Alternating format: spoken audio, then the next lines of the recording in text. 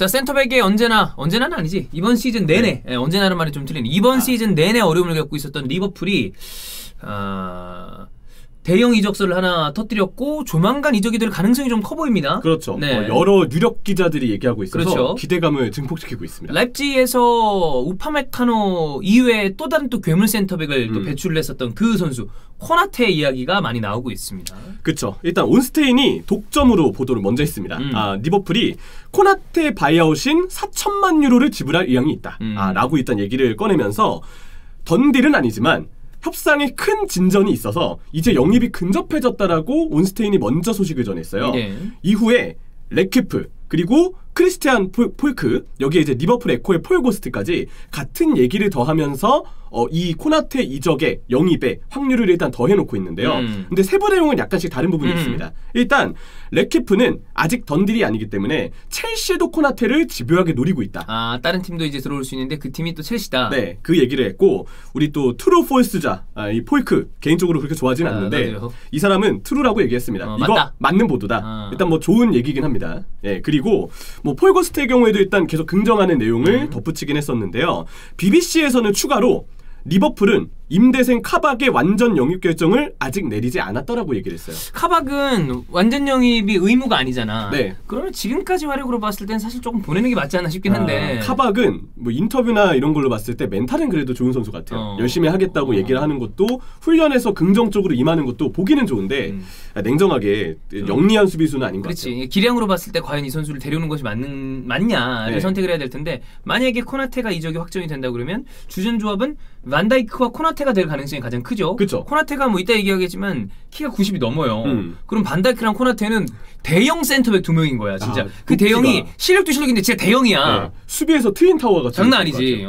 그래서 그 조합을 볼 수 있을지 현재로서는 가능성이 좀 많이 높아진 상황인 것 같은데 네.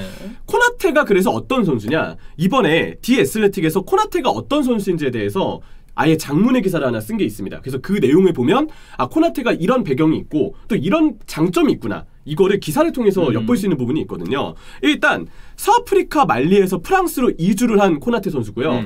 형제가 무려 8명이라고 합니다.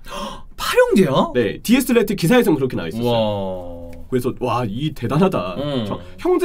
저는 이제 형제가 없어서 외아들이죠? 네.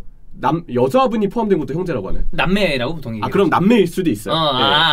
그 어떤 형제, 근데 형제라고 표현해요. 그래요? 그렇게도 표현해. 그렇게 표현하면 그게 맞는 거예요. 그러니까 어쨌든 이 형제가 총 뭐 남매인지 아닌지 모르겠는데 8명. 와, 진짜 많다. 그쵸. 어릴 때는 코나테가 원반 던지기에 재능이 있었대요. 운동을 잘했나 보네. 네. 근데 8살 때부터 축구에 관심이 생겼고 형제들보다 축구 실력이 압도적이었다고 합니다. 그러니까 여기까지 왔겠죠. 네, 형들하고 막 그 4대4 경기를 하는데 본인이 막 다 씹어먹을 정도로 잘했다고 하고 그래서 이른 나이에 아마추어 구단의 공격수로 이제 입단을 했다고 합니다. 당시 모든 공격수가 다 그렇겠지만 롤모델은 호돈이었대요. 호돈신이었죠. 네, 호돈신은 워낙 그렇죠. 그때 스타였으니까. 상징과 같은 선수예요. 그렇죠. 그래서 주전 경쟁 여파 때문에 공격수로 아쉽게 정착은 하지 못했고 점점 이 선수가 포지션이 뒤쪽으로 밀려납니다. 그런 게 많아? 네, 뒤쪽으로 밀려난 첫 번째 위치는 수비형 미드필드였고 이후에는 센터백까지 이제 내려왔거든요. 근데 17살의 나이로 키가 193cm까지 성장을 한 거예요. 물론 뭐 190 넘어가는 공격수들도 많지만 센터백도 193이면 아주 훌륭한 피지컬이니까. 그렇죠. 그래서 누가 봐도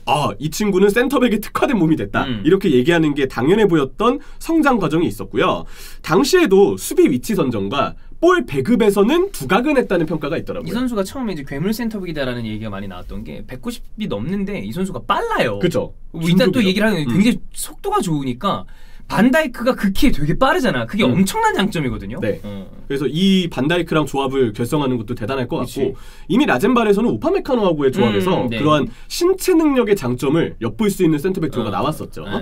그래서 이러한 과정을 계기로 라이프치히의 단장인 라이프 랑닉이 당연히 눈독을 들입니다. 2017년 봄에 이제 코나테 선수하고 접촉을 하게 됐는데 당시 코나테는 프랑스 2부 리그 쇼쇼에서 활약을 하던 때였고요. 당연히 쇼쇼의 성적이 좋지 않았을 때입니다. 소쇼 아닌가요? 소쇼인가? 보통 뭐 난 소쇼라고 많이 불렀던 것 같은데. 아 그럴 수도 있어요. 쇼쇼든 소쇼든 뭐 어쨌든 그 팀 누군지 어딘지 알죠? 그 읽기 어려운데 SCH 막 AAX 뭐 이렇게 돼 있는 그 팀 아니야. 저는 불어 발음은 사실 좀 개명을 읽기가 힘든 것 같아요. 그래서 어쨌든 소쇼 이 팀에서 데뷔 후 치렀던 13경기 팀 성적이 2승 3무 7패였습니다. 그리고 데뷔 시즌이다 보니까 코나테 본인도 당연히 실수가 많았어요.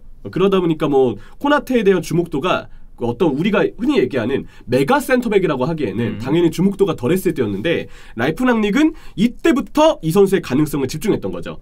당시에 라이프 랑닉이 이 선수를 주목하고 또 기대했던 이유가 실제로 만나봤을 때 직업정신이 투철하고 영리함을 가지고 있었다고 표현을 했었대요. 어쨌든 어린 선수입니다만 프로페셔널함이 있고 그리고 뭐 어느 직업이든 안 그렇겠냐마는 머리 좋은 게 있어요. 그게 진짜 무슨 뭐 수학 공부를 하고 이런 머리 말고 그 일머리가 잘 돌아가는 사람이 있단 말이야. 그죠. 근데 축구 지능이라고 우리가 흔히 얘기하는 그런 게 이제 좋았던 게 눈에 보였던 거지 뭐. 네, 이 영리함에 대한 뜻을 실제로 기사에서 풀어서 설명을 했는데 수비에서의 판단력과 위치 선정이 좋았다. 이게 축구 지능 아니야. 그쵸? 전형적으로. 그래서 라이프 랑닉이 그때 그림을 그렸던 게 우파메카노는 피지컬과 속도에서의 장점을 주목했고 뭐 진짜 막 탄력적이잖아. 탄성 있게. 예. 오히려 코나테는 그 옆에서 파트너가 되어줄 수 있는 판단력 과 위치 선정이 좋다고 봤대요. 그래서 이미 진작에 이 둘의 센터백 조합이 라이프치히에서 통할 것이다. 이렇게 이미 라이프 랑닉은 보았던 부분이 있다고 하고요. 이 라이프 랑닉은 항상 코나테가 이 나이 때부터 성숙했던 선수라고 본인은 느꼈다고 하는데 실제로 라이프치히에 진출하자마자 바로 대학 관련 어떤 학업 매진하는 모습을 보이면서 학위도 땄었고 여기에 이제 바로 운전면허도 합격을 하면서 독일 생활에 아무렇지 않게 적응을 해냈대요. 이런 부분은 라이프 랑닉이 이 선수의 멘탈을 일찍이 기대했던 부분이 있었다. 내가 모르는데 내가 그때 언제 특히 독일 면허 따기가 좀 어렵다고 들었던 것 같은데. 근데 어쨌든 면허를 따는 게 쉬운 게 좋은 건 아니니까. 그럼요. 좀 그러니까 난이도를 올려야 된다 이런 얘기 항상 있잖아요. 외국에서 이렇게 빠르게 생활 정착을 했다는 점에서도 뭐 어쨌든 그 스타일마다 다른데 어떤 나라에 가서 빠르게 적응하는 사람들이 좀 노력을 기울이는 사람들이 많이 있죠. 태생적으로 그런 걸 잘하는 사람도 있습니다만 가서 빨리 해가지고 언어도 얼른 배우려고 그러고 뭐 그런 케이스들이 적응을 빨리 해요. 그래서 멘탈적으로는 이런 요소들은 기대할 부분들이 성숙한 있다. 거라고 볼 수 있어요. 네, 그런 포인트가 있는 것 같습니다. 그래서 당시 이제 소쇼가 모나코를 컵 대회에서 잡을 뻔했던 적이 있었어요. 당시 이제 2016-17 시즌이니까 모나코도 그 맨시티를 챔피언스리그에서 잡고 그렇죠. 파비뉴, 베르나르도 실바, 음바페 다 있었을 때였잖아요. 있었을 때였는데 바카요코도 있었어. 잘했을 때니까. 우리가 아는 그 바카요코가 맞는데 당신은 잘하는 바카요코. 캐릭터가 달랐던 거죠. 그때 코나테가 리그컵에서 제법 괜찮은 모습을 보이면서 이 경기를 승부차기까지 끌고 갔고 아쉽게 패하긴 했지만 제법 이 경기를 통해서 코나테 굉장한 수비수다. 인생을 좀 남긴 거죠. 네, 그래서 그 경기 끝 이후로 리옹과 툴루즈도 이 코나테 선수에게 관심을 보였대요. 근데 라이프 랑닉은 어차피 코나테가 워낙 뛰어난 잠재력을 가지고 있으니까 자이츠부르크를 거치지 않아도 바로 라젠발에 와도 잘할 거라고 확신을 가지고 있었대요. 그래서 개인 협상 과정에서 이 부분을 적극적으로 어필을 했고 개인 협상에서는 또 라이프 랑닉이 워낙 이게 되는 사람이니까 이 사람이 어쨌든 가지고 있는 아우라가 있죠. 그리고 그간의 커리어도 대단하고 협상 능력도 있고 그래서 당연히 코나테는 랑닉의 제안을 받아들여서 자이츠부르크 안 거치고 바로 라이프치히로 가게 됐습니다. 그 다음에 기록을 보면 괜찮아요 다들. 근데 이 선수가 그 부상이 좀 있지 않나요? 그런 게 좀 아쉬움이 있는데 지금 이 마이미에 보면 지난 시즌 리그 8경기 그러니까 너무 못 뛰었어. 올 시즌 리그 9경기입니다. 근데 그 전 시즌 그러니까 입단 후 첫 시즌은 전반기 때 적응을 하고 중반기 때부터 주전이 되면서 쭉 뛰었었고요. 2018-19 시즌 두 번째 시즌에 리그 28경기 뛰었습니다. 뭐 잘 뛴 건데. 그렇죠. 분데스리가가 34경기니까 이걸 생각하면 괜찮게 뛰었다. 볼만한 부분은 있거든요. 부상에 대한 어떤 리스크는 최근에 봤을 때 기록으로만 놓고 본다면 좀 있다. 이거는 조금 뒤에 좀 더 풀어보겠습니다. 그래서 중반부터 첫 시즌 중반부터 적응을 맞춰서 빠르게 좀 올라오게 됐고 드레싱룸에서 제법 분위기 메이커 역할을 한대요. 그 기사에서는 이제 드래곤볼 양말 패션이라고 뭐죠? 뭔가 캐릭터 양말을 신나봐요. 그리고 이 다양한 색의 내복이라고 이제 표현을 하더라고요. 안에 뭐 언더웨어나 이너웨어 그 축구 선수 그런 건가 보지 뭐. 뭔가 이제 옷으로 남들을 웃기고 분위기를 전환한다는 게 약간 요즘에 저를 좀 보는 것 같지 않나. 맞아요. 대단한 조회수를 보여주고 있습니다. 약간 어떻게 보면은 저 프랑스의 이명철이 아닌가. 라이프치히의 이명철 같은 약간 그런 근본 있는 캐릭터였던 것 같아요. 코나테가 이제 분데스리가의 이명철이다. 동병상련의 느낌이 좀 드네요. 이게 일에 전념하면 한 구석 좀 놓치고 있는 부분이 있을 수 있거든요. 네. 알겠습니다. 저도 그랬듯이 모든 긍정적으로 생각하면 됩니다. 코나테도 좀 그런 케이스였던 좋아요. 것 같아요. 예. 그리고 이제 입담이 좋아서 농담으로 팀의 분위기 메이커 역할을 한다. 그만큼 멘탈적으로도 팀의 분위기적으로도 라커룸에서 아주 쏠쏠한 활약을 남겼다고 하는데요.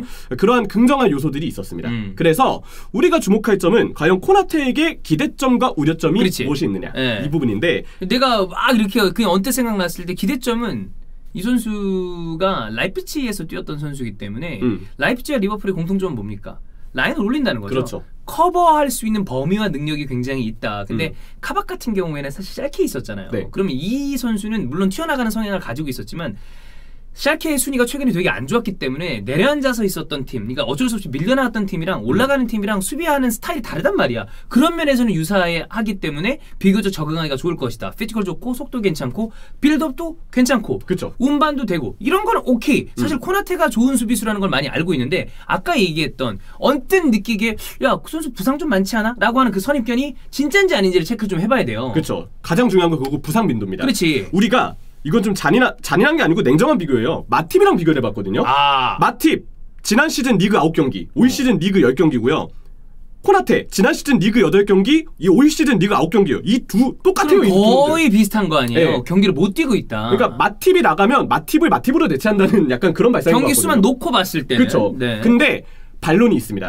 이게 지금 디에스레틱도 그리고 리버풀 쪽에 약간 능통한 기자들도 이 부분을 약간 반론의 어떤 내용을 오히려 첨가를 하고 있더라고요. 이게 엄연히 따지면 부상이 많은 케이스가 아니다. 왜냐면 2019년 가을에 당했던 우측 다리와 엉덩이 쪽에 있었던 근육 부상이 매우 심각해서 이 하나의 부상이 길게 이어지다 보니까 결국 부상이 많아 보이는 것처럼 보이는 거지. 그러니까 장기 부상이 있었던 거다. 네, 장기 부상 하나가 컸던 거지. 오케이.